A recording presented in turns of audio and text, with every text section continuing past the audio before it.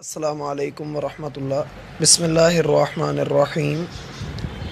اللہ سبحانہ و تعالیٰ کا فرمان ہے خذوا زینتکم عند کل مسجد۔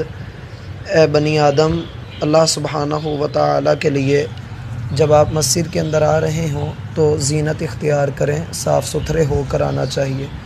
زینت میں جہاں لباس کی صفائی ستھرائی شامل ہے، وہیں پر یہ بھی ہے کہ انسان پسینے سے شرابور نہ ہو، بلکہ وہ کسی ایسی چیز کا استعمال کرے کہ جس سے اس کے بدن سے خوشبو آئے، تو وہ خوشبو کا استعمال کر لے۔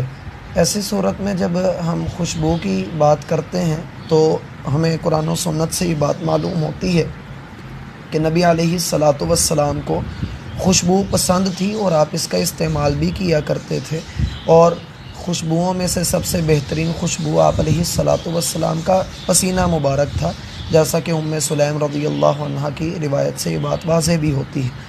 اب ہمارے معاشرے کے اندر ایک تو عطر ہوتے ہیں، دوسرا پرفیومز ہوتے ہیں۔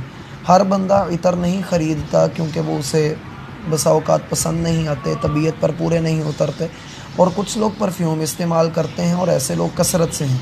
تو جو لوگ پرفیوم استعمال کرتے ہیں ان پر اکثر یہ بات کہی جاتی ہے کہ اس میں الکوہل شامل ہے، لہٰذا اس کا کام جو ہے وہ درست نہیں ہے، اس کو لگانا بھی نہیں چاہیے کیونکہ الکوہل حرام ہے، تو یہ ہو جائے گا، وہ ہو جائے گا۔ تو اول بات تو یہ ذہن میں رکھیے کہ اہل علم کے ہاں ایک قاعدہ ہے کہ کل نجس حرام، ہر نجس جو ہے، ہر پلید چیز وہ حرام ہے۔ وَكُلُّ حَرَامٍ لَيْسَ بِنَجَس، لیکن ہر حرام چیز جو ہے وہ نجس نہیں ہوتی۔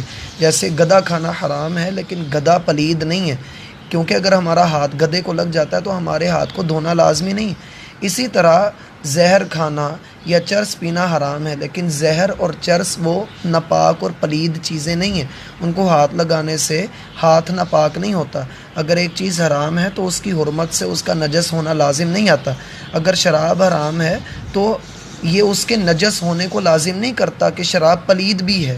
اس لیے اس بات کو ایک تو ملحوظ خاطر رکھ لیں، جو اہل علم کا یہ قاعدہ ہے، جو اصول ہے۔ پھر یہ کہ جو کیمیائی مواد ہوتے ہیں ان میں الکوہل استعمال ہوتی ہے، اور الکوہل کی بہت ساری اقسام ہیں، مثلا ایتھین آئل ہے، بیوٹین آئل ہے، میتھین آئل ہے، پروپین آئل ہے، یہ والی الفاظ جو اس کی اقسام ہیں یہ استعمال ہوتی ہیں۔ تو یہ جو ہماری پرفیومز کے اندر یہ چیز استعمال ہو رہی ہوتی ہے، اس میں کوئی مسئلہ نہیں ہے، یہ ایتھین آئل ہے، اور اس کو جب ہم لگاتے ہیں تو ہمارا جسم ناپاک نہیں ہوتا، نہ ہی ہمارے کپڑے ناپاک ہوتے ہیں، اور پھر یہ لگاتے ہی ہوا میں تحلیل ہو جاتی ہے اور خوشبو باقی رہ جاتی ہے، تو اس کے لگانے میں کوئی حرج نہیں، اور جن کپڑوں پر یہ لگی ہوئی ہو تو اس میں نماز بھی ادا ہو ہی جائے گی۔ والسلام علیکم ورحمۃ اللہ وبرکاتہ۔